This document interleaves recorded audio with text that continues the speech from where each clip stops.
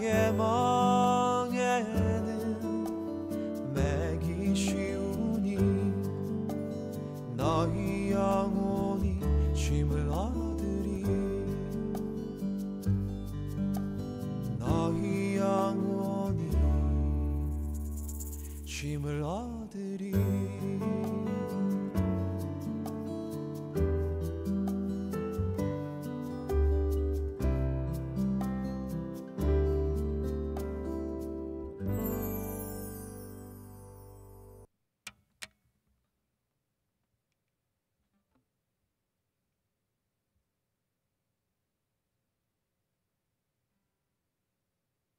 할렐루야. 디모데 예배에 오신 여러분을 진심으로 환영하고 축복합니다. 모두 이 시간 자리에서 일어나셔서 함께 사도신경으로 예배 자리로 나아가겠습니다. 나는 전능하신 아버지 하나님 천지의 창조주를 믿습니다. 나는 그의 유일하신 아들 우리 주 예수 그리스도를 믿습니다. 그는 성령으로 잉태되어 동정녀 마리에게서 나시고 본디오 빌라도에게 고난을 받아 십자가에 못 박혀 죽으시고 장사된 지 사흘 만에 죽은 자 가운데서 다시 살아나셨으며 하늘에 오르시어 전능하신 아버지 하나님 우편에 앉아 계시다가 거기로부터 살아있는 자와 죽은 자를 심판하러 오십니다. 나는 성령을 믿으며 거룩한 공교회와 성도의 교제와 죄를 용서받는 것과 몸의 부활과 영생을 믿습니다. 아멘. 네, 여러분 잘 지내셨나요? 잘 지내셨죠? 네, 저번 주 부흥의 이후로 또 오랜만에 이렇게 디모데 예배에서 여러분들을 뵙게 돼서 행복합니다. 주변에 계신 오랜만에 만난 분들과 한번 인사해볼까요? 잘 지내셨습니까?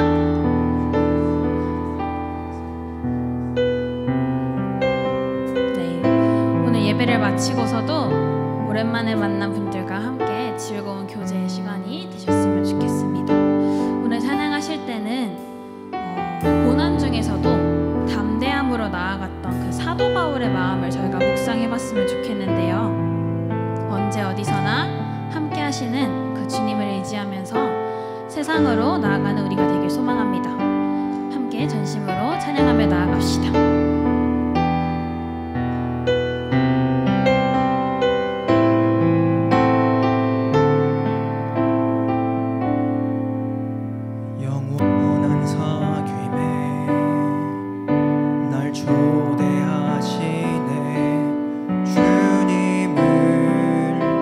누리며 사는 것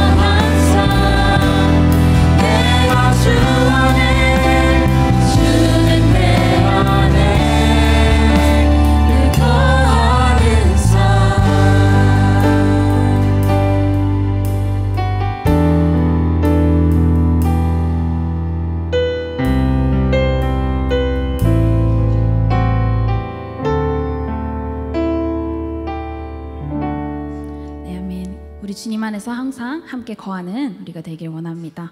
이 시간 함께 신나게 박수 치시면서 찬양하시겠습니다.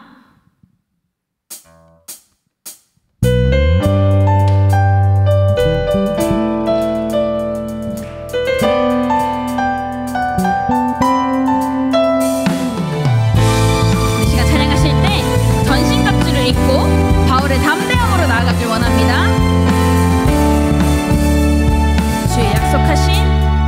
주의 약속하신 말씀 위에서 영원토록 주를 찬송하리라.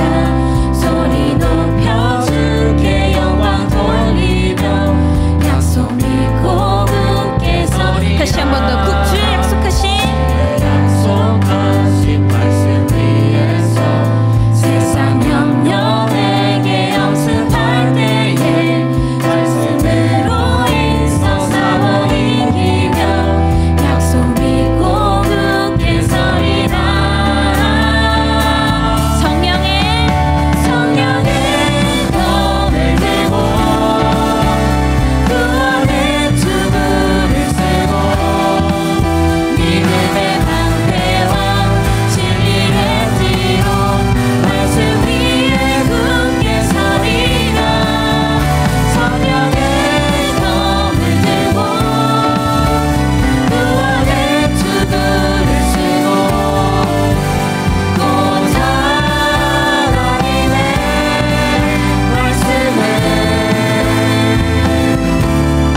가지라.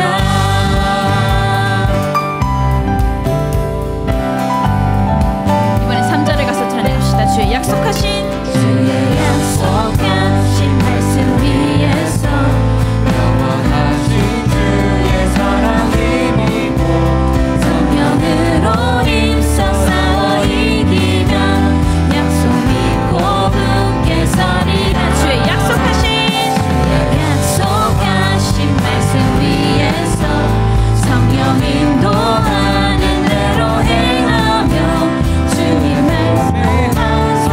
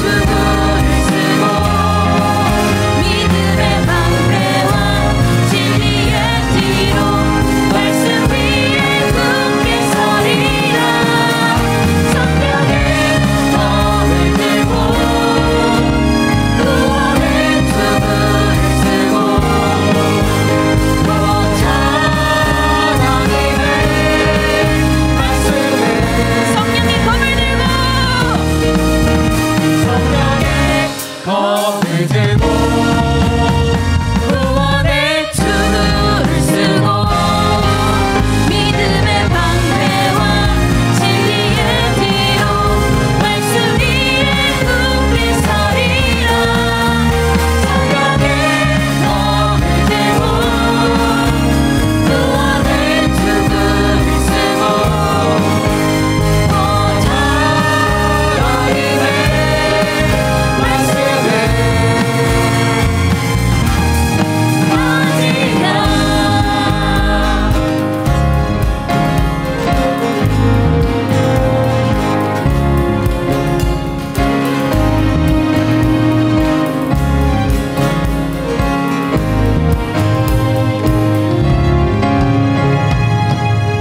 아멘. 우리에게 나아갈 그 힘 주시는 주님께 감사와 영광의 박수 한 번 더 올려드립시다.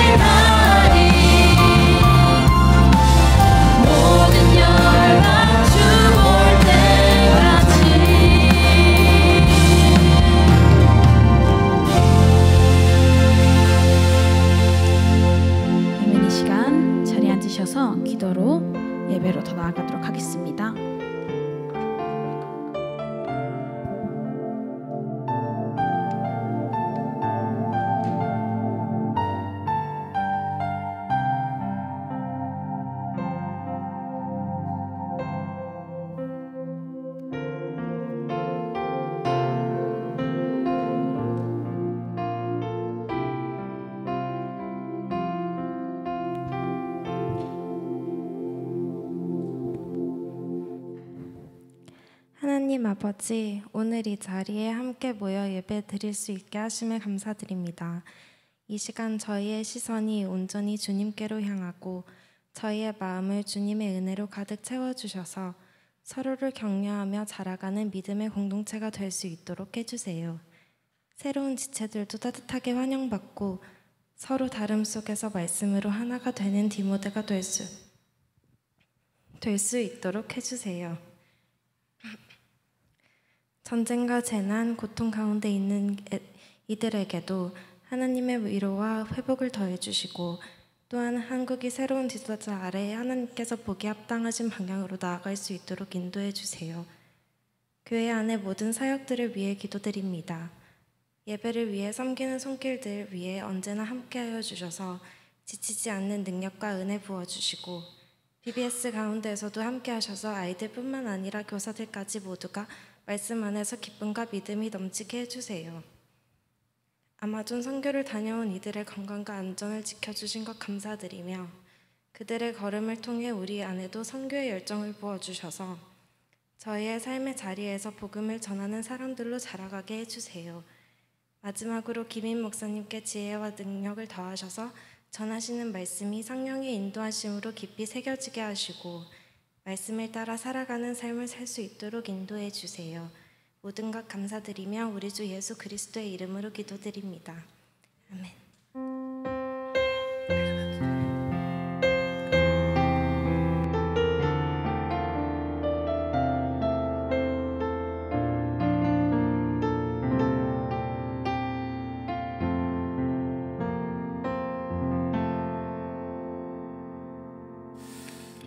우리 다 함께 자리에 일어나셔서 오늘 우리에게 주신 말씀 같이 읽겠습니다. 사도행전 21장 27절에서 40절까지의 말씀 보겠습니다.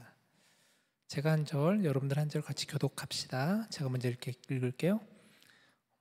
그 이래가 거의 참에 아시아로부터 온 유대인들이 성전에서 바울을 보고 모든 무리를 충동하여 그를 붙들고 외치되 이스라엘 사람들아 도우라. 이 사람은 각처에서 우리 백성과 율법과 이것을 비방하여 모든 사람을 가르치는 그 자인데 또 헬라인을 데리고 성전에 들어가서 거룩한 곳을 더럽혔다 하니 이는 그들이 전에 에베소 사람 드로비모가 바울과 함께 시내에 있음을 보고 바울이 그를 성전에 데리고 들어간 줄로 생각함이로라.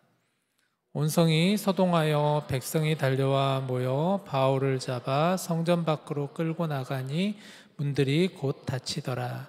그들이 그를 죽이려 할 때 온 예루살렘이 요란하다는 소문이 군대 천부장에게 들리매 그가 급히 군인들과 백부장들을 거느리고 달려내려가니 그들이 천부장과 군인들을 보고 바울 치기를 그치는지라.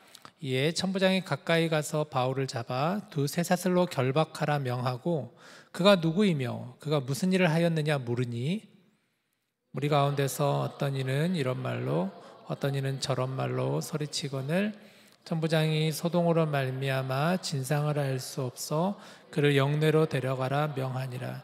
바울이 층대에 이를 때 무리의 폭행으로 말미암아 군사들에게 들려가니 이는 백성의 무리가 그를 없이 하자고 외치며 따라가미러라. 바울을 데리고 영내로 들어가려 할 그때에 바울이 천부장에게 이르되 내가 당신에게 말할 수 있느냐 이르되 네가 헬라말을 아느냐. 그러면 내가 이전에 소요를 일으켜 바울이 이르되 나는 유대인이라 소읍이 아닌 길리기아 다소시의 시민이니 청컨대 백성에게 말하기를 허락하라 하니 천부장이 허락하거늘 바울이 층대 위에 서서 백성에게 손짓하여 매우 조용히 한 후에 히브리 말로 말하니라. 아멘. 자리에 앉으시길 바랍니다. 여러분 한 주간 잘 지내셨어요? 정말 바쁜 5월이 지나갔습니다. 와, 이번 5월은 너무 많은 행사가 있었죠. 우리 졸업식도 있었고 또 교회 대청소, 또 한가족 축제, 비전트리, 또 부흥회 정말 많은 행사들이 있었습니다. 또 VBS도 있잖아요. 감사한 건 우리 디모데 청년들이 정말 많은 일들을 같이 함께 섬기고 있다는 게 너무너무 감사했습니다. 교회 참 많은 행사들 5월 너무 많은 행사 가운데 여러분들이 참 귀하게 섬겨주셔서 정말 감사합니다. 내일 이제 VBS가 아마 마지막 날이죠. 지난주와 내일까지 있으니까 또 많이 수고하고 또 섬겨줄 지체들이 참 많을 텐데 잘 마무리해 주시면 좋겠고, 지난주 봄 부흥회가 은혜 가운데 잘 마쳤습니다. 어떠셨어요? 혹시 봄 부흥회 여러분 혹시 말씀 가운데 어떤 많은 부딪힘이 있으셨나요? 부흥회 주제가 혹시 뭔지 기억나는 사람 있어요? 뭐였지? 하나님을 미소 짓게 하는 인생이었죠. 하나님을 미소 짓게 하는 인생. 많이 생각해 봐야 될 것 같아요. 하나님을 미소 짓게 하는 게 뭔가, 어떤 게 하나님을 미소 짓게 하는 것일까? 그 웨스터민스터 신앙 고백이라는 게 있어요. 오래전에 한 몇백 년 전에 이제 신앙 고백 문을 이렇게 담아가지고 우리가 함께 같이 보고 있는 건데, 거기에 가장 첫 번째 나오는 문항이 있는데 거기 이렇게 되어 있어요. 사람의 제일 되는 목적이 무엇인가? 우리 인간의 제일 되는 목적이 뭔가? 왜 우리의 가장 중요한, 우리가 가져야 되는 우리의 목적이 무엇인가?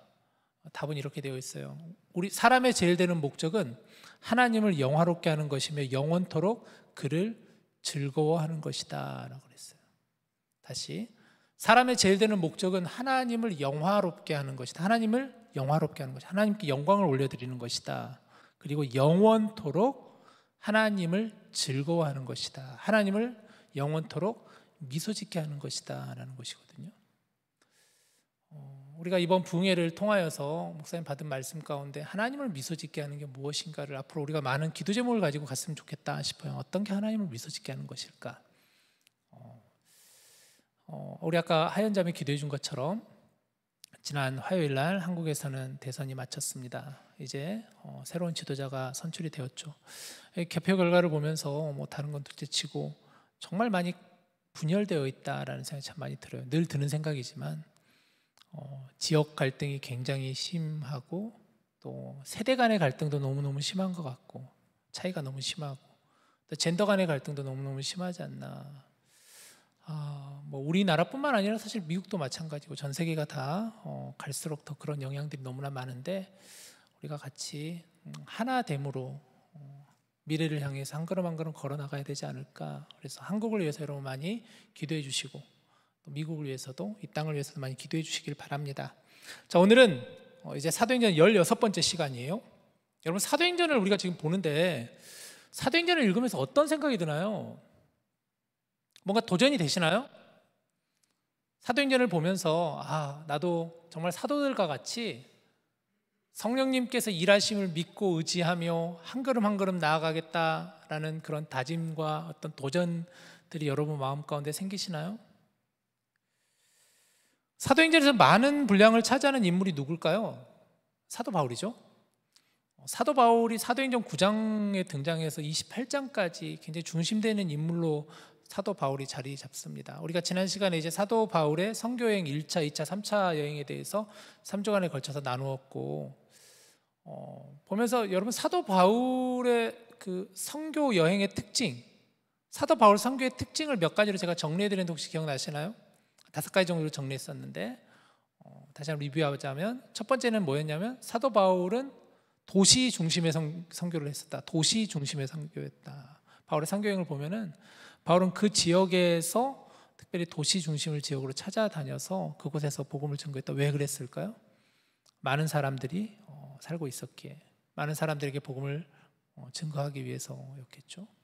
두 번째는 도시 지역을 다니면서 사울 또 바울이 주로 말씀을 증거하신 곳은 거의 회당이었다. 성교회, 오늘날 말하면 교회, 회당 중심의 선교를 했다. 세 번째는 바울은 한 지역만을 다닌 게 아니라 그 지역을 갔다가 다시 방문하기도 했어요. 한번 갔다 오고 끝이 아니라 다시 또 그 지역을 방문하기도 하고 때로는 방문했던 지역을 향해서 편지글을 쓰기도 하고.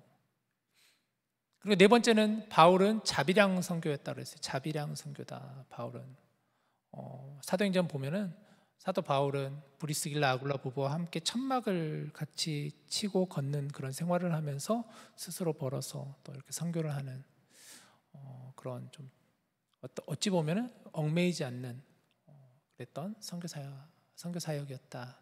마지막으로는 팀 사역이었다. 팀 사역. 함께했다. 바울은 함께했다. 늘 하나님께서 사람을 붙여주셨다. 지난 시간에 그 말씀을 했던 기억이 나네요. 늘 그런 선교였다. 자, 그러면 사도 바울은 이렇게 선교 여행을 하면서 여러분 늘 좋은 일만 있었을까? 그러진 않았을 거 아니에요. 바울이 선교 여행하면서 또 복음을 전하면서 많은 고난들이 바울에게는 있었어요. 그게 사도행전을 보면은 참 많이 나오잖아요. 복음 전한다는 이유로 사람들이 바울을 향해서 돌을 던지기도 했고, 또 지나가면 사람들이 바울을 향해서 뭐 욕을 하기도 했고, 그러다가 심지어 감옥에 갇히기도 했고, 그러다가 죽임의 위협에 처하기도 했었던 바울이었어요. 그러나 바울은 끝까지 그 사명을 완수했던 사람이 바로 바울이었습니다. 자, 그렇다면 이런 질문을 한번 던져봐야겠죠. 만약에 내가 바울이라면, 우리가 이 말씀을 읽으면서 그런 생각 들잖아요. 내가 바울이라면 어떨까?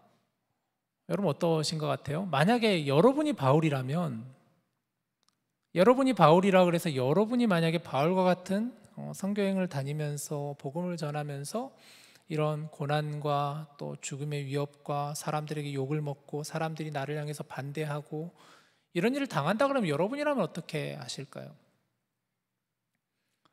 오늘 본문의 제목처럼 세상이 반대할 때 과연 나라면 어떻게 할 것인가? 이 질문을 우리가 던져봐야 되지 않나 싶습니다. 이번 부흥의 시간에 그 강사 목사님께서 첫째 날 해주신 말씀이 저는 참 많이 와닿았습니다. 말씀의 제목은 아마 금요일날 여러분들이 그래도 많이 오시니까 기억나나요? 그 사랑만으로 충분한가요? 였어요. 그 사랑만으로 충분한가요? 그 사랑만으로 충분한가요? 목사님 말씀의 요지는 이것이었습니다. 본문 요한복음 21장 15절부터 19절 본문 중에서 예수님께서 베드로를 찾아오시는 그 본문 말씀을 설교해 주셨죠. 내용은 여러분 잘 아시잖아요. 예수님 십자가에 달리실 때 베드로가 예수님을 모른다고 부인했고, 그런 가운데 베드로가 부활하신 예수님을 다시 만나게 된 장면이 나오죠. 그때 예수님 베드로에게 물으셨어요. 요한의 아들 시몬아, 너는 나를 사랑하느냐라고 물으셨을 때 그때 베드로에게 하셨던 그 예수님의 마음이 어떤 마음이었을까? 아마 예수님은 베드로를 너무 잘 알고 계셨고, 베드로가 그 상처 가운데, 아픔 가운데 예수님 앞에 나서지 못하는 그런 베드로의 마음을 아시지 않았을까? 그래서 예수님의 이 질문을 어찌 보면은 베드로를 향한 예수님의 사랑의 부르심이라고 할 수가 있었겠죠. 또한 상처 가운데 있는 베드로의 그 아픔을 감싸주시고 덮어주시고 위로해 주시는, 그러면서도 예수님은 거기에 그치지 않고 베드로에게 또 사명을 주시는, 비전을 다시 주시는, 뭐였죠 그게? 내 양을 먹이라라는 그 말씀이었죠. 자기 예수님의 사랑이었는데 목사님의 이 설교 말씀 속에서는 과연 그러면 우리는 그 사랑만으로 충분한가? 예수님이 이렇게 생명을 다해 주시고 우리를 위해서 십자가에 죽기까지 하셨는데 과연 우리는 그 사랑만으로 과연 충분한가에 대한 질문이었어요. 여러분 그 말씀을 들으면서 어떤 마음이 드셨나요? 정말 나는 그 사랑만으로 충분한가? 라는 생각을 여러분 가져보셨나요? 오늘 본문에서 사도 바울은 박해하던 유대인들이 그랬어요. 사도 바울을 박해하던 유대인들이 그랬죠. 그들은 하나님께 택함 받았던 백성들인 유대인들임에도 불구하고 그 사랑으로 충분한가? NO였어요. 그 사랑으로 그들은 충분하지 않았어요. 심지어는 그 사랑을 깨닫지 못하였어요. 눈이 가려지고 귀가 덮어지고 마음이 가려지는 그런 유대인들의 모습을 우리는 오늘 본문을 통해서 보게 됩니다. 27절에서 29절 말씀을 같이 한번 보시죠. 같이 읽을까요? 자, 시작. 그 이래가 거의 참에 아시아로부터 온 유대인들이 성전에서 바울을 보고 모든 무리를 충동하여 그를 붙들고 외치되 이스라엘 사람들아 도우라. 이 사람은 각처에서 우리 백성과 율법과 이곳을 비방하여 모든 사람을 가르치는 그자인데 또 헬라인을 데리고 성전에 들어가서 이 거룩한 곳을 더럽혔다 하니 이는 그들이 전에 에베소 사람 드로비모가 바울과 함께 시내에 있음을 보고 바울이 그를 성전에 데리고 들어간 줄로 생각함이로라. 자, 말씀 보니까 이제 바울은 3차 전도여행을 마치고 예루살렘으로 향하게 됩니다. 바울의 최종 목적지는 로마예요. 그러나 로마에 가기에 앞서서 바울은 다시 예루살렘으로 향할 수밖에 없었어요. 그 이유가 뭐였냐면 3차 선교 여행 중에 각 다녔던 교회들로부터 예루살렘 교회로 전해달라고 하는 일종의 선교 헌금을 바울이 받게 된 거예요. 그리고 또 선교 보고도 할 겸 해서 예루살렘 지역으로 바울은 향하게 되었습니다. 그런데 예루살렘 성전에 있었던 바울을 보고 유대인들이 그런 바울을 발견하고 바울을 죽이려고 했었다라는 거예요. 말씀을 보니까 바울을 모함하려는 고소와 고발이 있었습니다. 고소가 뭔지 알죠? 고소. 법정에다가 뭔가 고소하는, 고발하는 그런 일이 있었다는 거예요. 누가 그랬느냐? 아시아로부터 온 유대인들이라고 하였어요. 아시아로부터 온 유대인들. 그러니까 다시 말하면 바울이 3차 선교여행 가운데 소아시아 지역을 다니면서 예를 들면 예베소라든가 또 마게도냐 지역까지 가가지고 고린도, 데살로니가, 베레아 이런 데를 다녔는데 그곳에 있었던 유대인들이 예루살렘으로 와서 바울이 예루살렘에 있는 것을 보고 바울을 죽이려고 했다라는 거예요.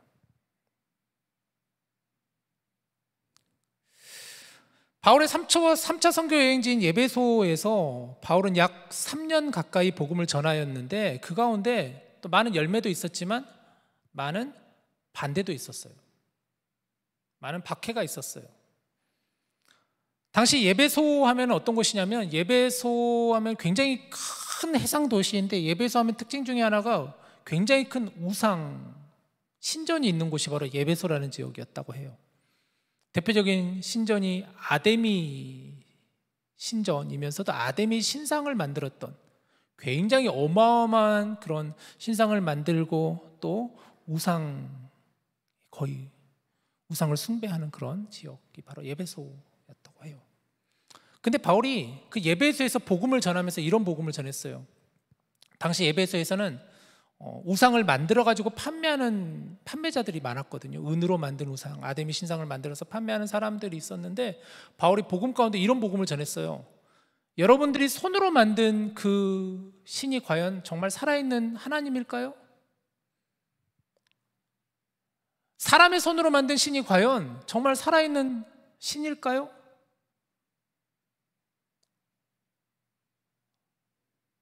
오직 예수 그리스도만이 하나님의 아들이시고 구원자이시며 그분만이 길이요 진리요 생명이십니다라고 이렇게 복음을 전했더니 누가 흥분했을까? 이 말로 인해서 당장 자기의 어떤 생계에 위협을 받게 되는 사람들이 가장 흥분했지 않았을까요? 그래서 우상을 만들어 팔던 사람들이 바울을 막 죽이려고 하고 그랬었단 말이에요. 그래서 바울이 또 예배소를 떠나게 된 원인이었었어요. 그런데 그랬던 사람들이 바울이 지금 예루살렘에 가 있는데 예루살렘으로 그들이 절기를 지키기 위해서 예루살렘으로 왔는데 그만 바울을 보게 된 거예요.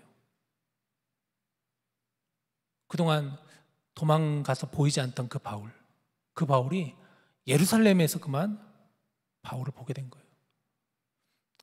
그러자 그 사람들이 바울을 죽이려고 했다라는 거예요. 이해가 되시죠? 이들이 말하는 바울을 향한 제목은 두 가지예요. 첫 번째는 바울이 율법을 지키지 않았다라는 거예요. 바울은 율법을 어겼던 사람이다. 반율법주의자다. 두 번째는 바울은 성전을 모독했던 사람이다라는 거예요. 반성전주의자이다. 이 두 가지 제목을 가지고 걸고 넘어진 거예요. 그런데 바울이 율법을 어겼다는 것은 이들의 말에 의하면 바울이 율법이 필요 없다라고 주장했다라는 거예요. 이 앞을 좀 보면 내용을 보면은 바울이 이방인들에게 이렇게 할례를 유대인들은 반드시 할례를 받아야만 그들은 선택받았다고 하지만 바울은 또 그렇게 하진 않았었거든요. 그러나 궁극적으로 바울은 사실은 율법을 늘 지켰던 사람이에요. 누구보다 바울은 율법을 잘 행했던 사람이에요. 율법에 열심이었고 율법에 능통한 사람이 바울이었어요. 바울처럼 율법을 지키려고 몸부림치고 말씀을 소중히 여기며 그 말씀을 지켜 행하고 전하려 했던 자도 사실은 없었어요. 또 바울이 성전을 모독하였다는 것은 바울이 이방인을 성전에 들였다라고 이들이 말하고 있는데 사실은 바울이 그러진 않았거든요. 이들의 말에 의하면 바울이 시내에 이방인과 함께 걸어다니는 것을 보고 그들이 스스로 저 바울이 이방인을 데리고 성전에 들어갔다라고 얘기하는 거예요. 근데 사실은 그러진 않았거든요.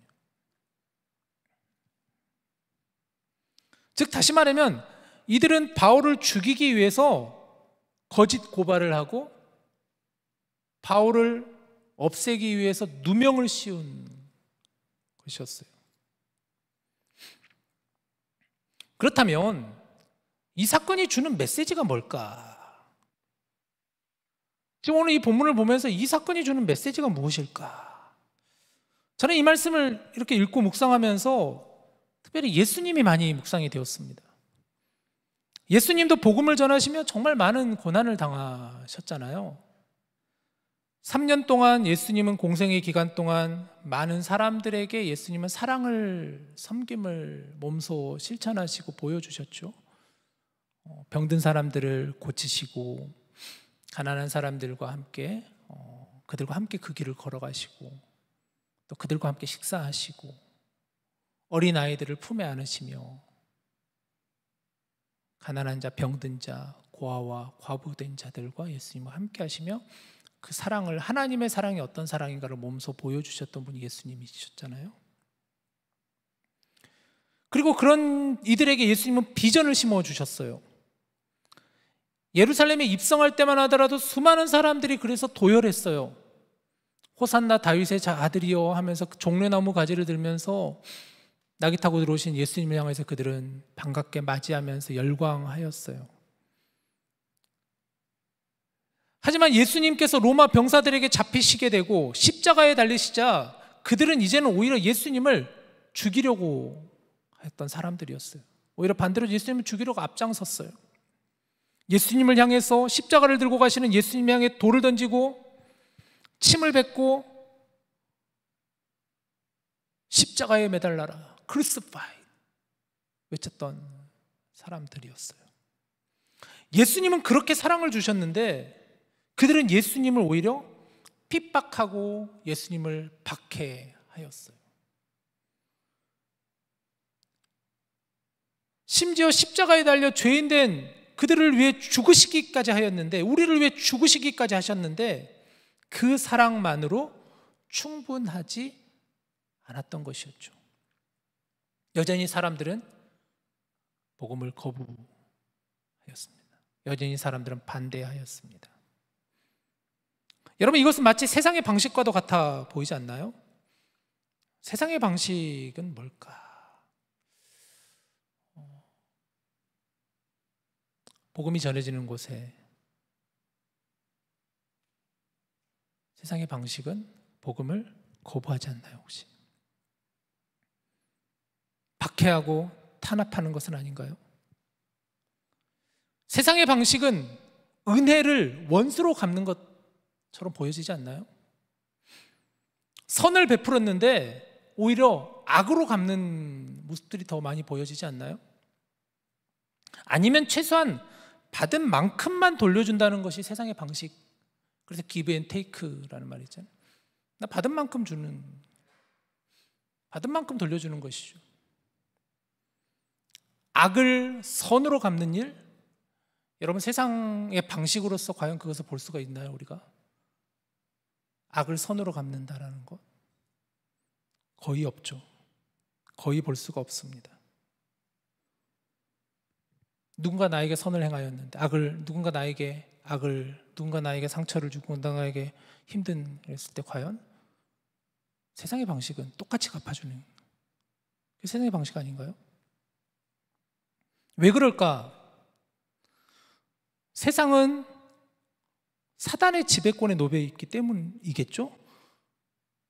공중의 권세 잡은 자라는 성경에서 그렇게 쓰여 있잖아요. 사단은 분열과 갈등을 조장하는 게 사단이죠. 서로가 서로를 이간질하게 하고 서로를 미워하게 하고 서로를 시기하게 하는 게 세상의 방식이죠. 끝없는 경쟁을 부추기며 서로를 짓밟아야만 내가 살 수 있다고 말하고 있지 않나요?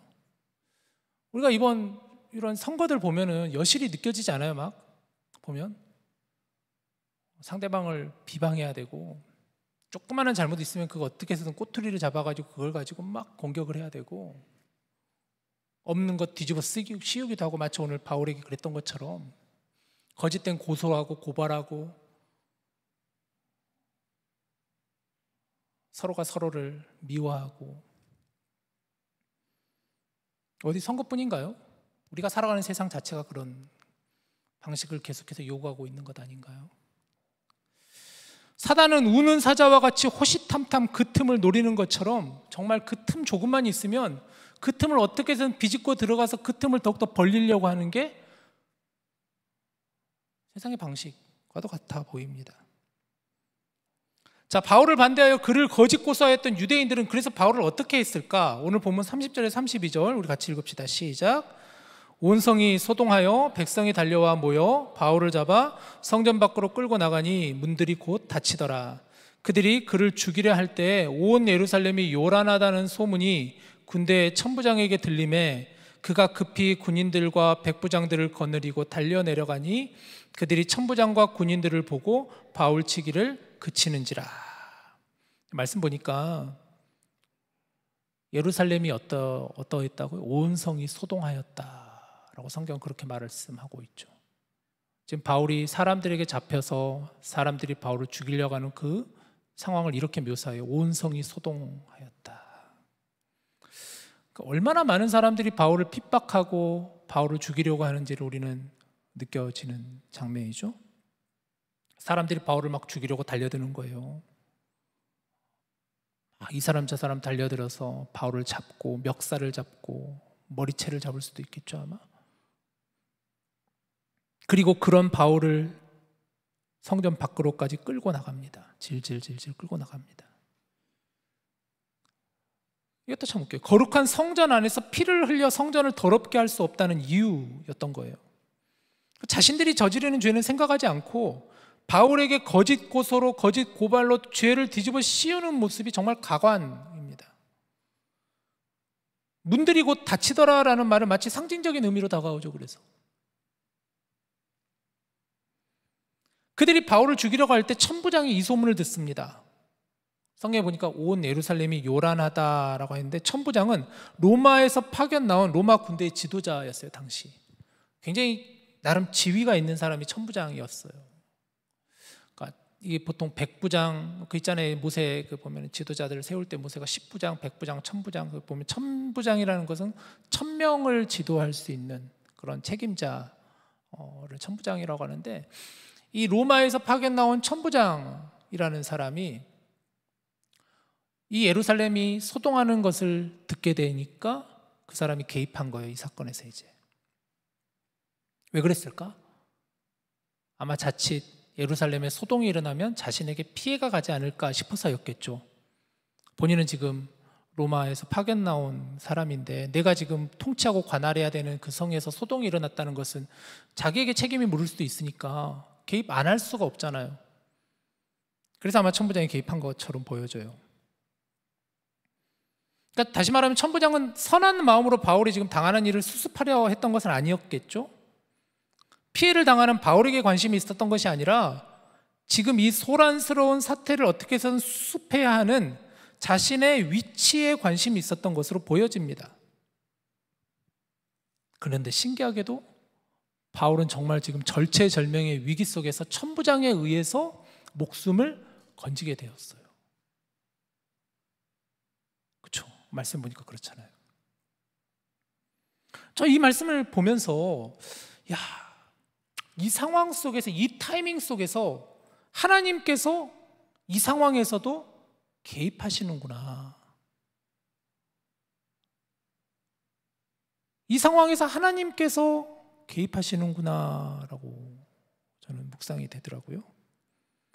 하나님은 지금 모든 지켜보고 계시는 하나님이시잖아요. 상황과 형편을 알고 계시는 하나님이시잖아요. 하나님 또 이것을 통해서도 일하시는 하나님이시다라는 것까지도 묵상이 되었어요. 사도행전 21장 전반부를 보시면 하나님께서는 이미 바울에게 사실은 예루살렘에 너는 들어가면 분명 고난받는다라고 하나님은 바울에게 경고의 사인을 보내주셨거든요. 그러니까 이 본문이 있기 바로 직전에 바울이 예루살렘으로 향하려고 했을 때 그때 하나님께서는 사람들을 통하여서, 바울의 동역자들을 통하여서 예루살렘에 들어가지 말라, 가면 너는 고난받는다, 박해를 당한다 라고 경고하셨어요. 그 본문 한번 봅시다. 21장 10절에서 13절 우리 같이 읽읍시다. 시작. 여러 날 머물러 있더니 아가보라 하는 한 선지자가 유대로부터 내려와 우리에게 와서 바울의 띠를 가져다가 자기 수족을 잡아매고 말하기를 성령이 말씀하시되 예루살렘에서 유대인들이 이같이 이 띠 임자를 결박하여 이방인의 손에 넘겨주리라 하거늘. 여기까지만 볼게요. 자, 10절 11절 보면 여러분 보여주세요. 그러니까 한 선지자가, 아가보라는 선지자가 바울에게 가가지고 바울이 있는 띠를 가져다가 바울의 띠를 묶으면서 당신이 지금 예루살렘에 가면 이 띠처럼 묶여가지고 당신이 질질질 끌려다닐 겁니다 라고 지금 예언하는 메시지를 바울이 들었다라는 거예요. 자, 12, 13 마저 읽읍시다. 시작. 우리가 그 말을 듣고 그곳 사람들과 더불어 바울에게 예루살렘으로 올라가지 말라 권하니 13절 바울이 대답하되 뭐라고 합니까? 여러분이 어찌하여 울어 내 마음을 상하게 하느냐? 나는 주 예수의 이름을 위하여 결박당할 뿐만 아니라 예루살렘에서 죽을 것도 각오하였노라. 만일 바울이라면, 내가 바울이라면 감당할 수 있을까? 이 질문이 떠오르는 거, 아까 우리가 같이 했던 그 질문처럼. 만일 내가 바울이라면 지금 선지자가 와서 예루살렘에 가면 당신 분명 죽임당합니다. 또 많은 동역자들이 와서 당신 분명 가면 많은 고통을 당합니다. 예루살렘에는. 이게 막 말리고 있는데 내가 바울이라면 이처럼 나는 그럼에도 저는 예루살렘을 가야 합니다. 이렇게 할 수 있었을까? 여러분, 바울은 정말 하나님의 부르심과 보내심을 붙잡은 사명의 사람으로 보여져요. 그죠? 그는 표대를 향하여서 한 걸음 한 걸음 한 걸음 걸어 나갔던 믿음의 사람으로 보여져요. 비록 세상이 반대하더라도 그는 그의 길을 묵묵히 걸어간 것이었죠. 그런 바울에게 하나님께서 개입하시는 거예요.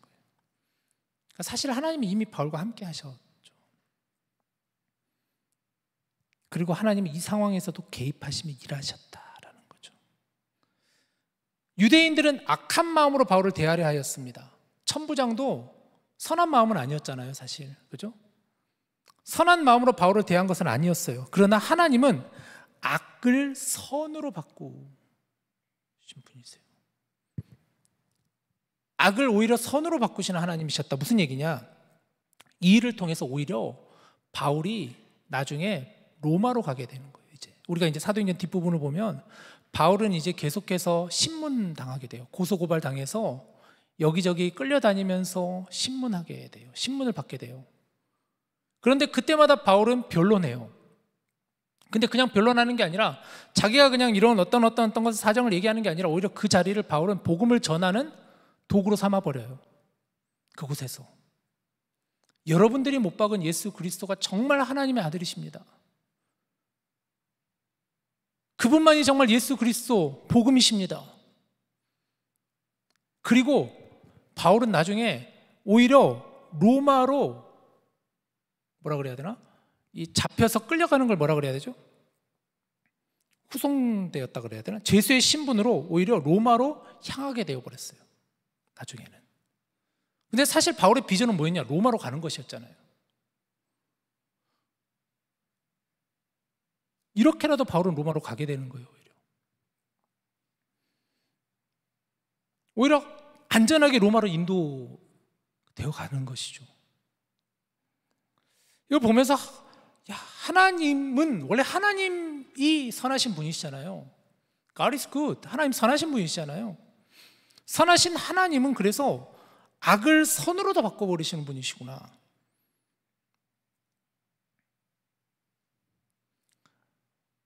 하나님의 나라는 하나님의 지배권에 놓여있는 하나님의 나라죠. 사도 바울의 고백 가운데 이 고백이 문득 떠올랐는데 로마서 8장 28절 우리가 너무 잘 아는 말씀이 한번 같이 읽어봅시다. 자, 시작. 우리가 알거니와 하나님을 사랑하는 자 곧 그의 뜻대로 부르심을 입은 자들에게는 모든 것이 합력하여 선을 이루느니라. 우리 너무 잘 아는 말씀이죠. 여러분 다 잘 아는 말씀이죠. 모든 게 합력하여 선을 이루리라. 이 말씀 우리 많이 하잖아요. 바울이 로마 교회에 보내는 편지 글인 로마서에서의 고백인데, 바울은 하나님께서 모든 것이 합력하여 선을 이루게 하신다라고 그랬어요. 말 그대로 모든 것이, 모든 것, 모든 것을 합력하여서 선을 이루어내시는 분이 바로 하나님이시다. 좋은 것뿐만 아니라 최악의 상황에서도 하나님은 선을 이루어 가시는 분이시다 라는 고백이죠. 물론 이런 말이, 이 말씀이 우리가 아무렇게나 살아도 선이 될 것이라는 말씀은 아니에요. 이 부분을 오해할 때 많은 사람이 이렇게 오해해요. 그래서 다 잘 될 거야, 합력하여 선을 이룰 거야, 그러면서 이 말씀을 때로는 너무 가볍게 대하는 경우도 있어요. 그래서 쉽게 이 말씀을 인용하며 이 말씀을 통해 뭔가 상대방을 위로하고 뭐 이런 경우가 우리는 간혹 많이 쓰는데, 그러나 이 말씀은, 다시 말씀 보여줘 보세요. 이걸 잘 봐야 돼. 자, 우리에게 눈에 가는 것은 뭐예요? 모든 것이 합력할 선을, 마지막 줄이지만 사실은 첫 번째 줄, 두 번째 줄을 잘 봐야 돼요. 뭐라고 하죠? 하나님을 사랑하는 자 곧 그의 뜻대로 부르심을 입은 자들에게 라고 했어요.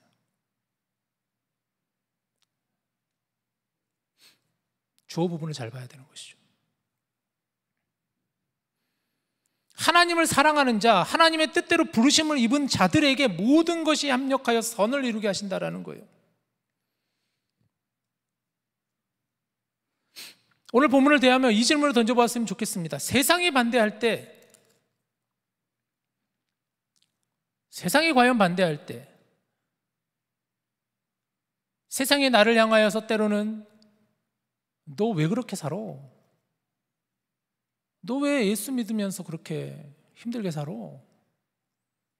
너 왜 이 고생을 해? 이런 얘기를 할 때 나는 어떻게 해야 될까? 사실 여러분, 세상이 우리를 바라보는 시선, 또 세상이 기독교를 바라보는 시선은 어떨까요? 사실 좋은 시선 아니죠. 그죠?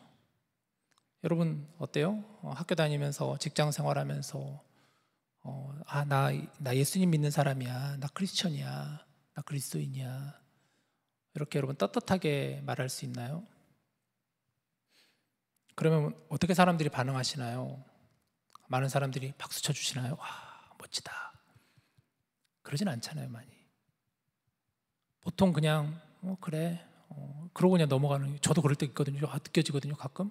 그러니까 이렇게 아이들, 이제 저희 아이들 학교 이렇게 무슨 행사 있을 때 가면은 가끔 가다 부모님들이 와서 물어봐요. 너 무슨 일해? 이렇게 물어봐요.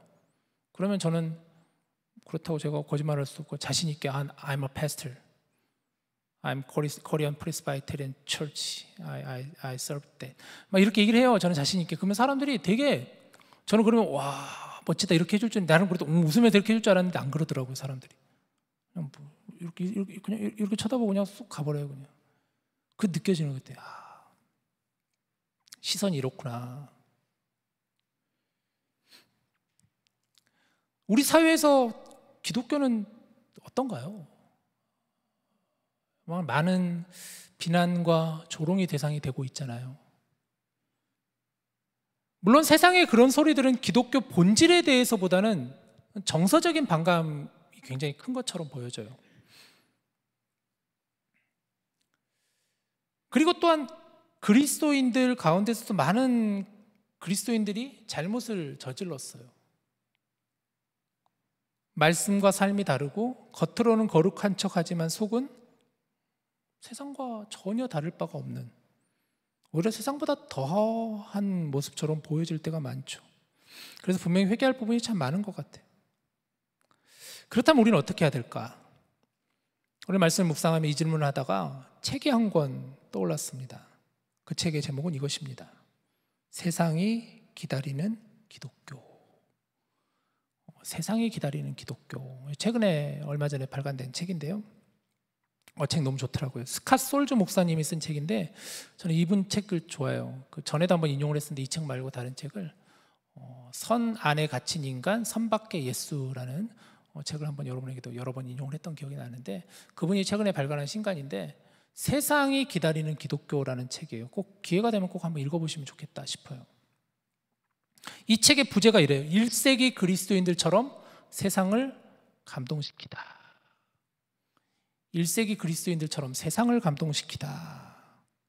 그러니까 보면 많은 사람들이 이렇게 생각하죠. 예수는 좋은데 예수쟁이는 싫어. 예수님 믿는 사람은 그러면 안 되지. 오히려 예수 믿는 사람들이 더 이기적이야. 세상이 때로는 우리에게 하는 평가이기도 하고 손가락질이기도 하죠. 또는 기독교는 너무 독단적이다라는 평가를 듣습니다. 왜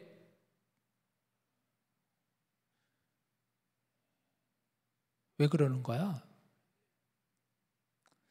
최근 정치적으로 사회적으로 이슈가 되었던 많은 일련의 사건과 사고들이 기독교와 연관되어 있었습니다. 사회 불안과 혐오를 조장하였던 일부 몰지각한 목회자들과 교회들이 또한 이런 일에 많이 앞장섰습니다. 왜 기독교가 이런 평가를 받아야 되는 걸까요? 진짜 기독교라면 이런 평가를 또한 무시할 것은 아니겠죠? 민감하게 받아들여야 되겠죠, 우리는. 더욱 조심하고 더욱 자숙하고 회개해야 합니다.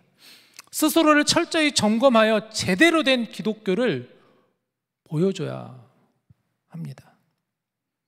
그런데 사실 이 책에서 다루는 내용은 사실 기독교가 항상 사람들에게 손가락질 받은 것은 아니었다라고 말하고 있어요. 이 책에서 보여주는 것은 초대 그리스도인들, 즉 1세기 그리스도인들은 세상을 감동시켰다라고 하고 있어요. 그들은 세상에서 박해를 받고 핍박을 당하였지만 동시에 존경받았다라고 하고 있어요. 그들이 받은 박해와 핍박은 지금에 비하면 아무것도 아니에요. 정말 어마어마한 그들은 박해와 핍박을 받았어요. 그러나 동시에 그들은 세상으로부터 존경받았다라는 거예요. 서로를 사랑하고 아껴주고 어렵고 힘든 사람들을 돌보았어요. 나눔과 사랑을 실천하고 하나님이 주신 그 자리에서 최선을 다하였어요.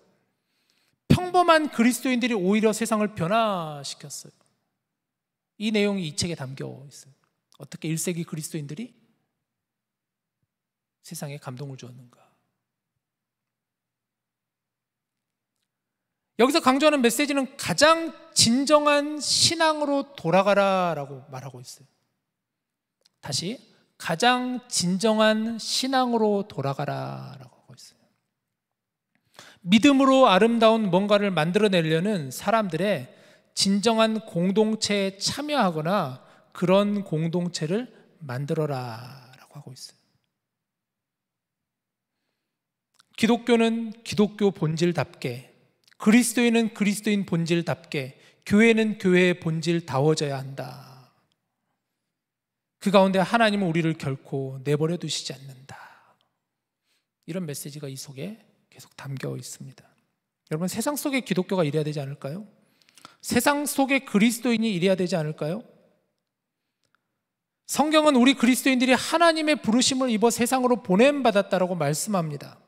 그래서 세상으로 보냄받은 고린도후서에 보면 우리는 그리스도의 향기라는 말씀이 있잖아요. 우리는 그리스도의 향기가 되어야 된다. 그래서 우리는 그리스도의 향기가 되어야 된다.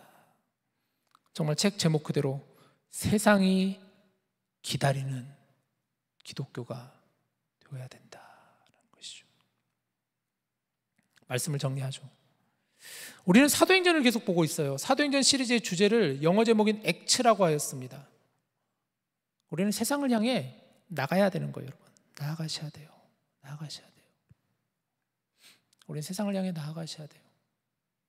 이게 참 우리가 어려운 지점인데, 많은 분들이 이제 우리 청년들도 많은 오해를 하시더라고 보니까, 목사님 그러면 세상이라는 개념이 이렇게 악이 지배하는 세상이라면 그러면 우리는 세상과는 완전히 그러면 그냥 절교하고 우리는 발을 들이밀면 안 되는 거 아닌가요? 이렇게 오해하시는데 그게 아니에요. 우리는 세상으로 들어가라라고 성경은 말하고 있어요. 세상을 향하여 행진하라라고 말씀하고 있어요. 예수님께서도 제자들에게 말씀하셨어요. 너희들은 가라 세상으로. 그냥 보내신 게 아니라 내가 너희와 세상 끝날까지 항상 함께 하겠다라고 말씀하셨어요. 때로 그리스도인으로 세상을 향해 나아갈 때 세상은 반대합니다. 하지만 우리는 계속해서 액츠해야 합니다. 복음의 은혜를 입은 그리스도인으로서 마땅히 해야 할 사명이 있죠. 장애물이 있고 시험과 유혹이 오더라도 우리는 멈춰서면 안 되는 거예요. 우리와 함께 하시는 하나님을 바라보며 하나님을 사랑하는 자, 곧 그의 뜻대로 부르심을 입은 자들에게는 뭐라고요?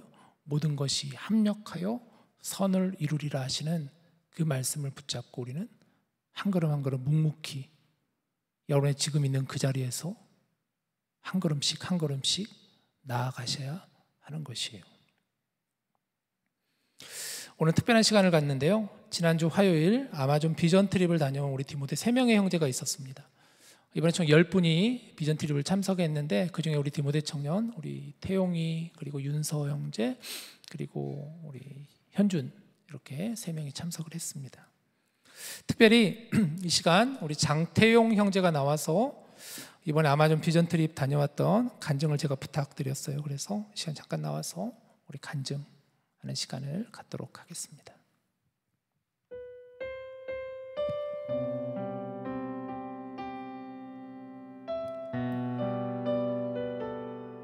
안녕하세요. 네, 이번에 감사한 기회로 아마존 트립 선교 트립을 가다올 수 있었던 장태용이라고 합니다. 네, 짧지만 선교 트립을 다녀와서 느꼈던 간증을 나누고자 합니다. 정말 감사한 기회로 저희가 선교를 갈 수 있었는데요. 정확히 페루, 콜롬비아, 브라질 국경에 있는 아마존 지역에 10개의 마을에 저희들이 다녀올 수 있었습니다. 그리고 여러 가지 사역들을 팀 분들께서 이렇게 코디네이트해서 하셨는데요.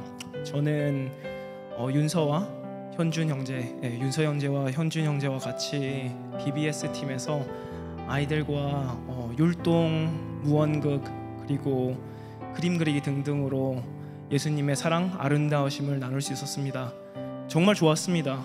너무나 좋은 시간이었고, 그곳에서 아이들과 함께 지금 여기서 저희들이 예배드리는 동일하신 하나님의 아름다우심, 선하심을 찬양 드릴 수 있어서 너무 행복했습니다. 그리고 정말 그곳에서 지금 저희가 동일하게 예배드리시는 그 구원의 예수님이 찬양드려진다는 게 너무나 감사했고, 거기 계신 어른분들 그리고 아이들에게도 저희들이 지금 현실에서 함께 걷고 계시는 하나님께서 함께 역사하심을 기도드릴 수 있는 그런 시간이어서 너무 좋았습니다. 너무 아름답고 좋았지만 선교는 현실이었고 힘든 점도 너무 많았습니다. 준비하는 데는 일들도 많았고, 특히 바쁘신 일정들 와중에 학생분들은 더욱더 바빴고, 아마존 자체의 환경이 미국의 환경과는 너무나 달랐기에 너무나 힘든 점도 많았고요. 그리고 뜻밖의 준비를 많이 했음에도 불구하고 뜻하지 않은 상황들이 일어나서 힘들 때도 있었습니다만, 그때마다 지나가게 하시는 하나님의 은혜도 경험할 수 있어서 너무 좋았습니다. 그리고 예수님의 제자들이 생각났습니다. 예수님 12제자들 그리고 사도 바울, 다들 개개인이 다르신 분들을 예수님께서 부르셔서 같은 팀으로 함께 사역하게 하시고 도구로서 제자들로 삼으시고 일로 보내신 것을 보며 저희 팀에서의 개개인의 다른 점들도 하나님께서 귀히 여기시고 서로를 이해하게 하시고 서로 함께 걷게 하시며 같이 일하게 하신 하나님의 동역의 가르치심을 느낄 수 있어서 너무 좋았습니다. 이제 아마존 트립에 들어와서 저희가 새벽에 도착을 했거든요. 그래서 당일날 도착을 해서 10일 정도를 마치고 도착해서 이제 저 혼자 묵상할 시간이 있었습니다.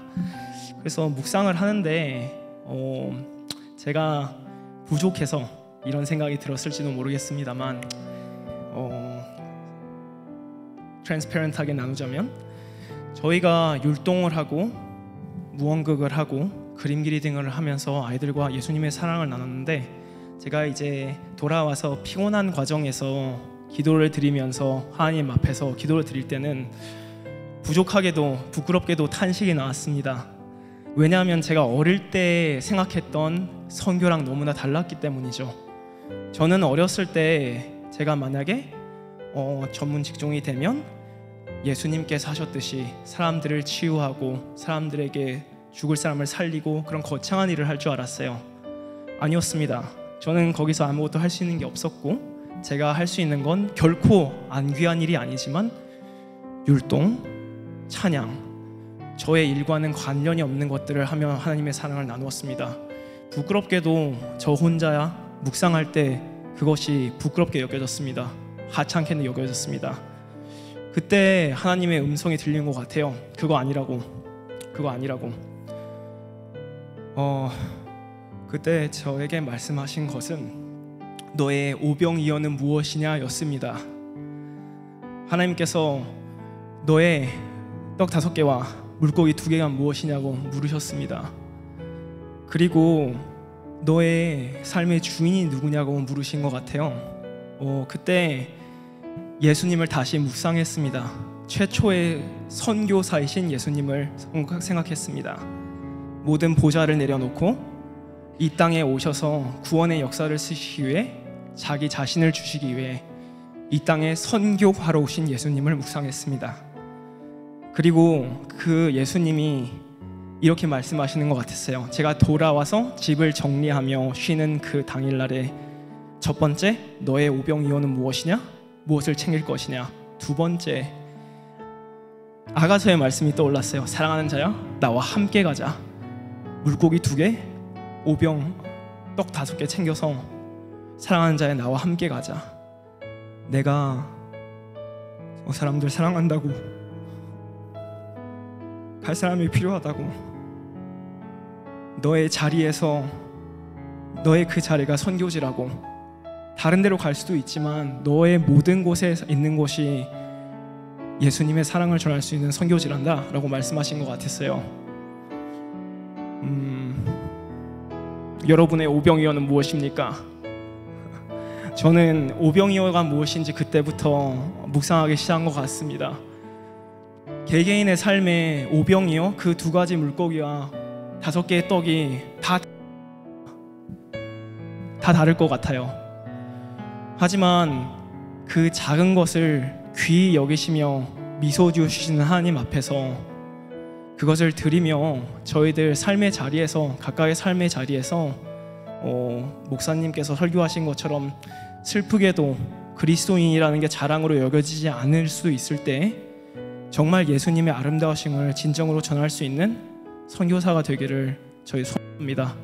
그리고 혹시라도 기도하시고 기회가 되면 우리의 삶의 터전이 아닌 곳에서도 갈 기회가 있으셔서 그곳에서도 예수님의 사랑을 조금이라도 전할 수 있는 우리 모두 되었으면 좋겠습니다. 감사합니다.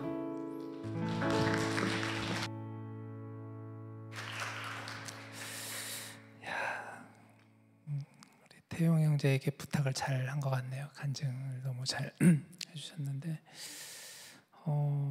사실 아마존이라는 지역 자체가 여러분 딱 느껴지는 게 있잖아요. 쉬운 지역도 아니고 불편하고, 또 이번 선교팀이 굉장히 힘들었다고 많이 얘기를 해요. 작년 우리 하영이 다녀왔는데도 하영이 너무 힘들었었는데 이번은 더 또 많이 여러 가지 환경적으로는 열악했었는데 사실 그걸 보면서 느껴지는 게, 저도 느껴지는 게 뭐였냐면은 그런 환경은 그런데 그러면 그곳에 사는 분들은 어떤가에 대한 생각을 하게 되더라고요. 계속해서 거기서 살아가는 이들, 또 그들의 그 우리 지난주에 사진 잠깐 보여드렸잖아요. 여러분 태용 그 선크림 바른 사진뿐만 아니라 몇 개 보여드렸잖아요. 그 어린 아이들의 그 눈망울과 그 모습들 또 그 있거든요. 아마 이번 주 주일에 뭐 선교팀에서 이제 그 영상 이렇게 해가지고 하신대요. 그래서 여러분들 꼭 주일에 오셔서 또 그 영상을 보면서 선교팀이 어떤 지역을 타서 또 어떤 일들을 했는가를 볼 수 있을 건데 우리 선교팀뿐만 아니라 우리 모두가 각자가 사실은 다 여러분 우리 다 선교사와 같은 마인드를 가지고 우리가 살아가고 있다고 생각했으면 좋겠어요. 여러분 삶의 영역이 다 선교지라고 할 수가 있잖아요. 이제 또 오늘 이 시간 마치고 우리는 또 삶으로 나갈 거면 세상으로 우리는 나가는 거예요. 우리는 다 세상으로 가야 되잖아요. 그럴 때 오늘 주신 이 말씀처럼 우리가 정말 세상이 기다리는 기독교, 세상이 기다리는 기독교가 될 수 있도록 우리가 그리스도인으로서의 본질을 붙잡고 또 그리스도인답게 빛과 소금의 역할을 잘 감당할 수 있는 저와 여러분 다 될 수 있기를 주님의 이름으로 축복합니다. 우리 다시 한번 선교팀 너무너무 감사하고 태용 형제에게 또 선교팀 우리 윤서도 왔는데 수고했다고 한번 박수 보내주십시오. 수고 많이 했습니다. 고맙습니다. 자, 우리 시간 같이 함께 오늘 주신 은혜를 여러분 같이 생각하면서 우리 찬양 부르고 같이 기도했으면 좋겠어요. 이것이 영원한 삶이라는 찬양인데요. 이 찬양의 가사가 저는 많이 와닿더라고요. 특별히 정말 이게 정말 우리가 계속해서 우리가 바라는 우리의 표대가 아닐까? 이것이 정말 우리가 영원한 삶, 이런 삶이어야 되지 않을까? 참 하나님과 그 아들을 아는 삶이 되어야 되지 않을까? 내가 주님 안에, 주님은 내 안에 늘 거하는 삶이 영원한 삶인데 영원한 삶을 붙잡고 우리는 다시 세상으로 나아갑니다. 이런 마음 가지고 우리 같이 함께 이 시간 찬양 드리고 오늘 주신 말씀 생각하며 같이 기도했으면 좋겠습니다.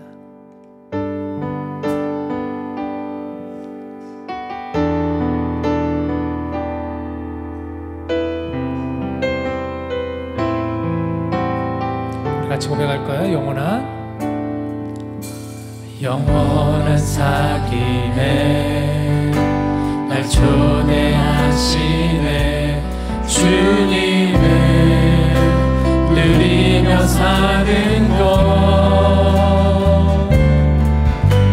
날 지으신 대로 날 부르신 대로 주님과 함께 걷는 삶, 이것이 영원한 삶, 이것이 영원한 삶, 참 하나님과 그 아들 아는 삶, 이것이 영원한 삶, 이것이 영원한 삶, 내가 주 안에 주는 내 안에 늘 거하는 삶.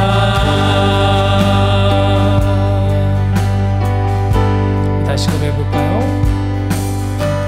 영원한 사귐에 날 초대하시네, 날 초대하시네. 주님을 누리며 사는 것, 날 지으신 대로 날 부르신 대로 주님과 함께 걷는 삶,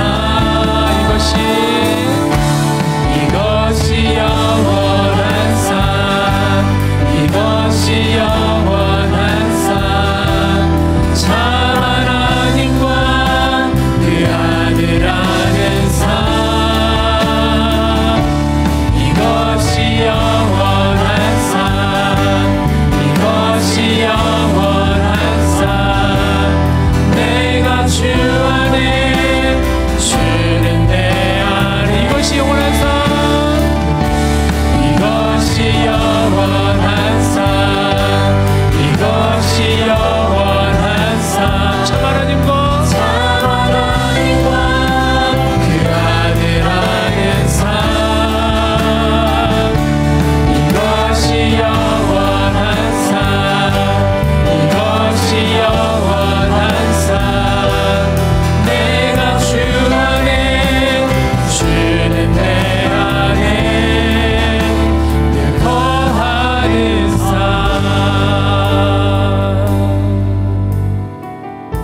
시간 우리 같이 함께 눈을 감고 오늘 우리에게 주신 이 말씀을 여러분 마음에 새기며 우리 같이 시간 이렇게 기도했으면 좋겠습니다. 하나님, 정말 이 가사처럼 이것이 영원한 삶이라는 것을 우리로 하여금 보게 하여 주시옵소서. 정말 우리 주님은 우리에게 주님의 그 생명까지도 우리를 위하여 죽으시고 못 박히시고 부활하셨는데, 과연 우리는 주님의 그 사랑으로 우리는 살아가고 있는 것인가? 그 사랑으로 정말 충분한가? 그리스도인으로 또 우리가 교회를 섬기며 이 땅을 살아가는데, 하나님, 이 땅은 여전히 우리를 향한 시선이 곱지 못하고 또 기독교를 향한 많은 비난과 조롱의 화살들을 쏘고 있는데, 하나님, 이 시간 오늘 주신 이 말씀을 우리가 마음에 깊이 새기며 먼저 우리의 모습과 우리의 죄악과 잘못들을 회개하며, 또 그럼에도 불구하고 우리는 한 걸음 한 걸음 묵묵하게 하나님을 사랑하며 그 뜻대로 부르심을 받은 자로서 정말 하나님이 우리를 통하여 일하심을 믿고 우리는 계속해서 전진해 나가며 세상을 향하여 그리스도의 향기가 되어 살아갈 수 있는 그런 힘과 지혜와 용기를 하나님 우리에게 허락해 주세요. 이런 마음 가지고 우리 같이 시간 함께 기도하겠습니다. 하나님, 우리는 세상으로 또 나아갑니다. 우리의 삶의 자리로 나아갑니다. 하나님, 오늘 주시는 이 말씀이 우리로 하여금 많은 도전이 되게 하여 주시옵소서. 세상이 반대할 때, 세상이 우리를 반대할 때, 세상이 그리스도인들을 향하여 손가락질할 때, 하나님, 그 모습을 보며 아파하시는 하나님을 보게 하여 주시옵소서. 그 모습을 바라보며 눈물을 흘리시는 주님의 마음을 깨닫게 하여 주시옵소서. 그런 상황을 보시면 탄식하시는 성령님의 아픔을 우리로 하여금 깨닫게 하여 주시옵소서. 하나님, 우리는 그리스도의 향기가 되어 우리의 삶의 영역의 자리로 다시 한번 나아가기를 원합니다. 우리의 삶의 자리가 선교지라는 사실을 깨달으며 우리는 오늘도 이 시간 다시 한번 세상을 향해 나아가게 하여 주시옵소서. 그리스도인답게, 하나님의 형상답게, 주님의 자녀답게 살아가는 저희들 될 수 있도록 도와주시옵소서. 주시는 이 말씀이 우리 마음에 거룩한 떨림이 되게 하여 주시옵소서. 이 세상 가운데 빛과 소금의 역할을 감당할 것은 오직 교회만이 소망이요 희망임을 깨닫는 저희들 되게 하여 주시사, 우리 주님의 은혜와 사랑이 어두운 이 땅을 밝은 빛으로 비출 수 있도록 하나님, 우리가 그 빛을 반사할 수 있는 우리가 될 수 있도록 주님 인도하여 주시옵소서. 이것이 영원한 삶이라고 고백하였습니다. 이것이 영원한 삶이라고 하였습니다. 주님과 함께 걷는 삶이 되게 하여 주시옵소서. 하나님과 그의 아들을 아는 삶이 되게 하여 주시옵소서. 내가 주님 안에, 주님이 내 안에 거하는 삶이 되게 하여 주시옵소서. 여기 모인 사랑하는 우리 디모데 형제자매들, 하나님 이들의 손을 붙잡아 주시고 이들의 걸음 가운데 동행하여 주심을 믿고 세상을 향하여 걸어나갈 수 있는 저희가 다 될 수 있도록 주님 도와주시옵소서. 복음의 향기가 되게 하여 주시옵소서. 증인이 되게 하여 주시옵소서. 예수 그리스도의 사랑을 전하는 자가 되게 하여 주시옵소서. 구원의 은혜를 비추는 자가 되게 하여 주시옵소서. 하나님, 우리를 붙잡아 주시옵소서. 주여, 우리를 인도하여 주시옵소서.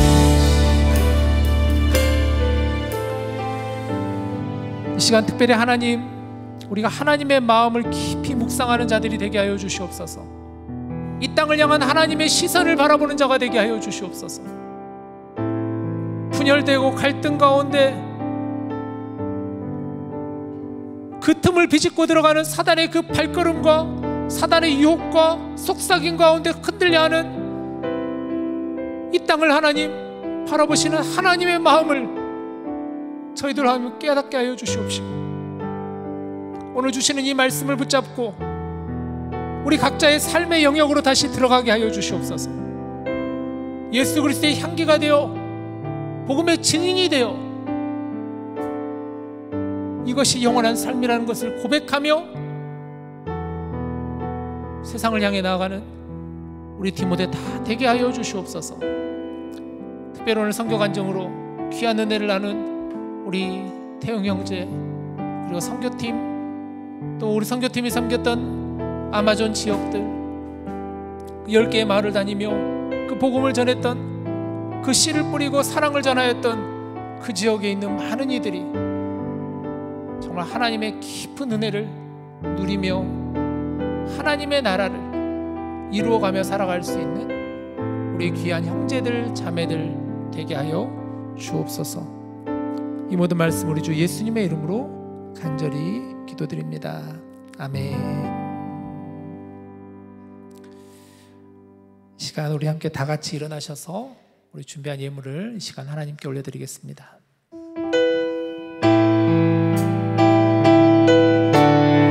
다 같이 믿음 다하여, 믿음 다하여 그 위에 서리라.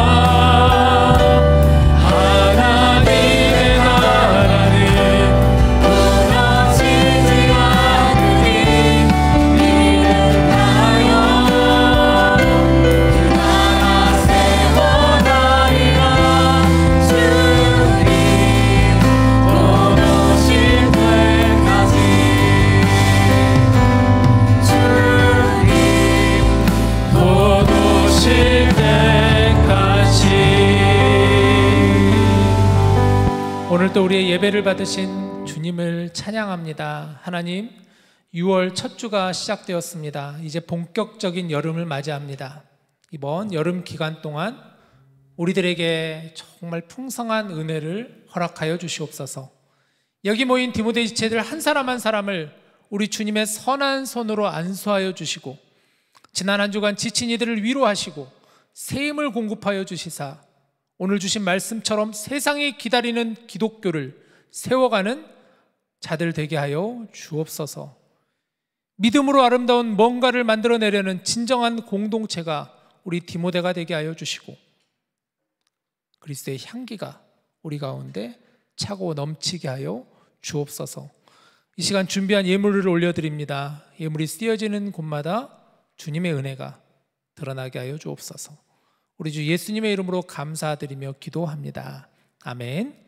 자리에 앉으시면서 우리 같이 함께 인사하며 서로 인사할까요? 반가워요. 반가워요. 어색하지만 그래도 반가워요. 네. 네, 안녕하세요. 6월 1주차 디모데 광고 시작하겠습니다. 광고 시작하기 전에 아마존 선교 보고 영상을 함께 보시고 오겠습니다.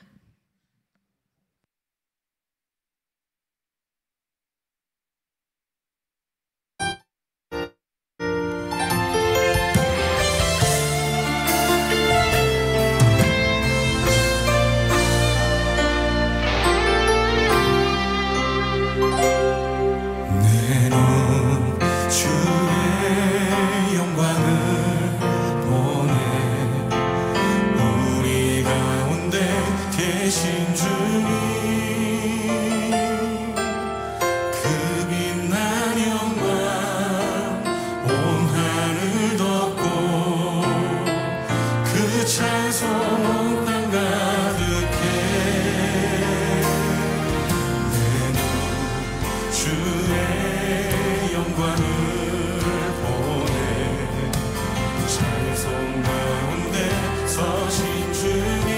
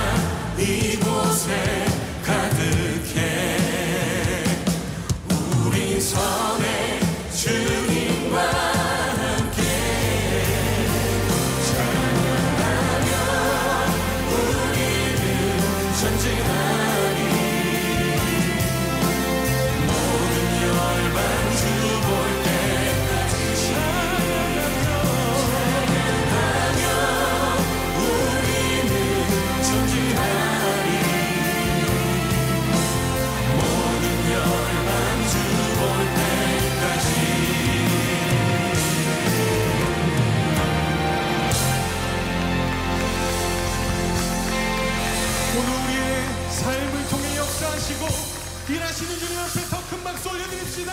할렐루야.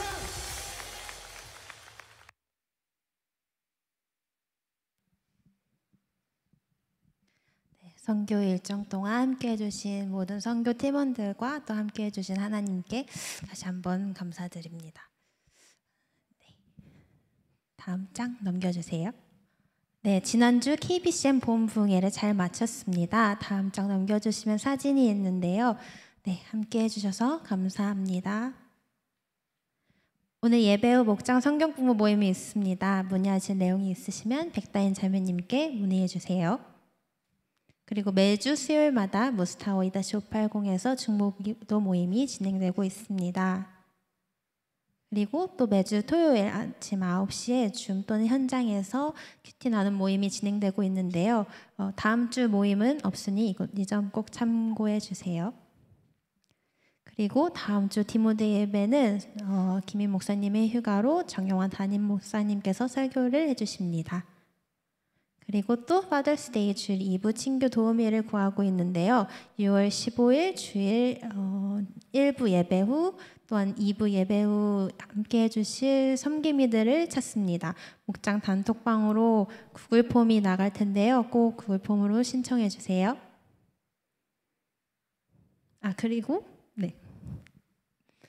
그리고 저희 이제 6월 20일 날 저희 이제 커넥트 워십에서 함께 준비하고 있는 패션 나잇이 있습니다. 다음 장 넘겨주시면 디모데 예배 시간에 진행이 될 텐데요. 패션 나잇은 찬양과 말씀, 기도의 중심의 예배입니다. 또한 패션 나잇 위한 찬양팀을 모집한데요. 찬양팀. 네, 안녕하세요. 찬양팀장 윤하영입니다. 올 27일이었다가 20일로 당겨졌거든요. 그래서 가능하신 분들 뭐 매주 이렇게 찬양팀을 서는 게 쉽지는 않은데, 그렇기 때문에 이런 특별한 경험을 한번 특별 찬양팀을 해보시는 것도 좋은 경험이 되실 것 같습니다. 관심 있으신 분들 어떤 악기나 싱어 뭐 다 좋으니까요. 저한테 꼭 연락 주세요. 감사합니다.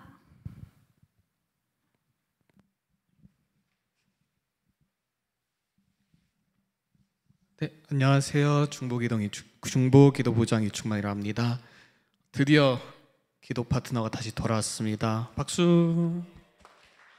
이름하여 연결고리인데요. 모르는 사람들을 위해서 간단하게 소개하자면은 짝을 지어서 같이 기도하면서 서로 친해지게 하려고 이런 이벤트를 만들었습니다. 그리고 이번엔 특별히 빙고판이 있는데 빙고 줄을 가장 많이 만든 사람이 이기는 그런 기도 파트너고요. 6월 16일부터 7월 14일까지고 설문조사는 내일 각 목장에 나눠드리도록 하겠습니다. 설문조사는 6월 13일까지 하시면 되겠습니다. 그리고 오늘 성경 공부 끝나고 예배당에서 10시 20분에 중보기도 모임이 있습니다. 감사합니다. 6월 주일장입니다. 매주 수요일마다 중보기도가 진행되고 있고 매주 토요일 큐티 나눔이 있는데 아까 말씀드린 것처럼 14일은 큐티 나눔 모임이 없습니다. 그리고 7일날 BBS 새신자 환영회가 있다는데요. 그리고 이제 13일, 27일 저녁 식사 있고 20일 패션날 있고 15일 머더스데이 주 2부 친교가 있겠습니다. 감사합니다.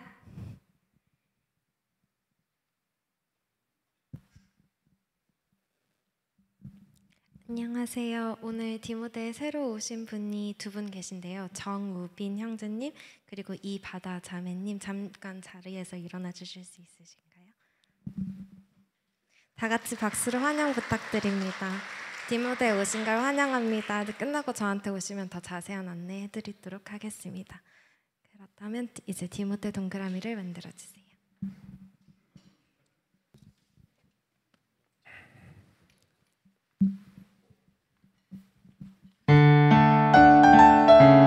자, 우리 서로를 축복합시다.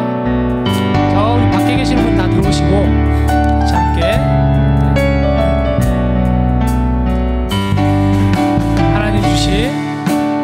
하나님 주신 열방을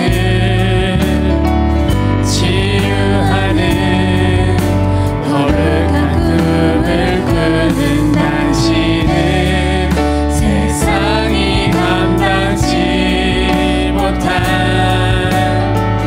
믿음의 사람입니다. 우리 다시 한번 하나님 주신 열방을 치유하는 거룩한 꿈을 꾸는 당신은 세상이 감당치 못한 믿음의 사람입니다. 아멘. 자, 오늘은 6월 첫 주는 우리가 생일자를 잠깐 또 소개하고 환영하는 시간이죠. 슬라이드가 없나요? 준비가 안 됐나요? 알겠습니다. 저한테 미리 사인을 주시면 좋겠어요. 영상도 아까 그 영상도 저한테 얘기를 해주셔야 돼요. 제가 허락을 해줘야 틀었는데 저 깜짝 놀랐어요 아까. 그래서 다음부터는 그런 거 있으면 저한테 미리 사전에 꼭 얘기를 하고 그러고 틀어주시면 좋겠습니다. 아마 중간에 갑자기 들어온 것 같은데. 자, 나 갑자기 뭘 해야 되는지 잊어버렸어. 끝났죠 다. 그죠? 자, 좋습니다. 오늘 아마 우리가 합조가 있는 걸로 제가 알고 있어요. 그래서 여러분들 이 방학 기간 동안에 조금 저희가 매주 이렇게 한 번에 계속 가는 건 아니고 매주 저희가 조사를 해가지고 그거에 따라서 인원이 조금 적은 목장들은 이렇게 합쳐서 매주 조사를 할 거예요. 그래서 우리 목호가 그래가지고 그렇게 여러분 맺어지도록 할 겁니다. 그래서 오늘 아마 합조 있으니까 참고해 주시고 다른 목장들 또 귀하게 잘 나눠주시면 좋겠습니다. 또 내일 VBS 또 섬기시는 분들 또 많이 잘 섬겨주시길 부탁드리고 새 가족들은 이따가 가지 마시고 저랑 잠깐 가시면 좋겠습니다. 제가 축도하고 마치겠습니다. 지금 우리 주 예수 그리스도의 은혜와 하나님의 사랑과 성령님의 교통하심이 주님 주시는 은혜를 가지고 주님과 함께 걸어가는 믿음을 가지고 세상으로 나아가 그리스도의 향기가 되어 살아가기를 소망하고 다짐하는 여기 모인 모든 디모데 형제 자매들 머리 위에 또 삶 가운데 그 걸음 가운데 이제로부터 영원토록 함께 하시기를 간절히 축원하옵나이다. 아멘.